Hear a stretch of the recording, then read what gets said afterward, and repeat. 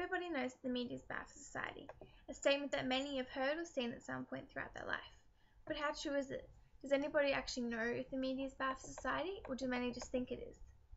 There are hundreds upon thousands of articles, statistics, and examples in which could prove that it is in fact bad, as well as ones that prove that it isn't. However, all this research leads back to the same question as to what is classified as media and contributes to the accused burden on society. One category that is often quite scrutinized and deemed to be bad for society is video games. These games are suggested by many narrow-minded, quick to judge people to be the cause of violence in society. However, through thorough research and examples, there are many reasons as to why this statement can be proved false. First of all, there is one main fault in claiming that video games cause violence, and in turn leave media to be deemed bad for society. This being that not all video games are violent or involve violence in some way. According to Ted Starr from the OCP.net, there are 13 major categories of video genres, with only 3 of these being or involving violence. Think about popular video games such as Madden NFL 13, for example, which, according to research provided by Dr. Stephen Harrington in his KCB102 Week 4 lecture, ranked number 2 in the best-selling console PC games of 2012. Games like this one involve no violence whatsoever. This just goes to show that violent video games are not the only genre of gaming, and they're also not as popular as many critics claim them to be. To even further support my argument, Harrington provides additional evidence in stating that the most popular game type among both male and female Australian gamers is in fact puzzle. Do puzzle games involve violence? No. Do they encourage violence or provoke it? No. Are they as a media form bad for society? Not at all. In fact, if anything, puzzle games increase mental stimulation, which we all know is a good thing, right? So, to say that media is bad for society in relation to video games would be false. It is moral panic in which causes people to point the finger at video games, not facts, which leads me to my next point. Stated by Eric Good and Ben Yieder-Nachman in Moral Panic, The Social Construction of Deviance, a moral panic is characterized by the feeling, held by a substantial number of the members of a given society, that evildoers, in this case media and in particular violent video games, pose a threat to society and to the moral order as a consequence of their behavior, and therefore there should be something done about them and their behavior. Critics see a new trend and immediately see it as a threat, therefore developing theories to help support themselves in blaming this trend for the bad society. As quoted by Stephen Harrington from the same sources previously mentioned, public concern is usually stirred up through isolated incidents.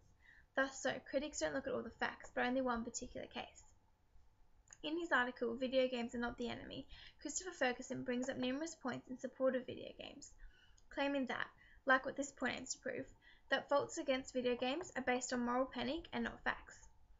In fact, Ferguson claims that there is little evidence that video game violence causes reduction in empathy or civic behavior, but through his own studies has discovered that those exposed to violent video games actually engaged in more pro-social activities.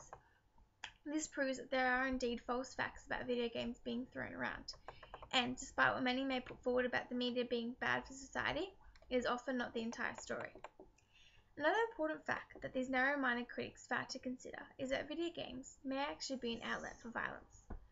Although, as already mentioned, not all video games involve violence, those that do may not necessarily be bad, and definitely do not encourage violence in society.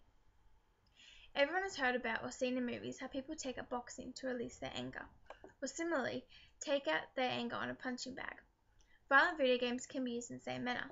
In fact, Meg Dole from the Hub Pages claims that playing violent video games are an outlet for emotions to be fully controlled and easily sedated. From my own experience, Meg also states that the game's violent nature was helping to release anger and tension pent up inside. Referring back to Stephen Harrington's Week 4 KCB102 lecture, information he drew from Scott Cunningham, Benjamin Engelstatter, and Michael Ward from an article, Understanding the Effects of Violent Video Games on Violent Crime, claims that as an estimate, when there is a 1% increase in violent video games, there is a 0.03% decrease in violent crime. This statistic just proves that violent games do not cause an increase in societal violence and appear to have no effect on crime rates. By analysing and researching the effects of violent video games, it is clear that video games do not increase violence for numerous reasons. Through various references from credible sources, this is particularly evident by recognising that there are multiple genres of video games that do not involve violence, and these are in fact more popular than those which are violent. Also, through considering true facts and statistics and not just basing arguments purely from moral panic and isolated incidents, as well as considering that violence within video games may in fact be used as an outlet for anger and frustration. All of these points prove that those who claim that video games are to blame for the evil in society are wrong. So, in conclusion, in relation to violent video games, no, not everybody knows that the media is bad for society. In fact, some know otherwise.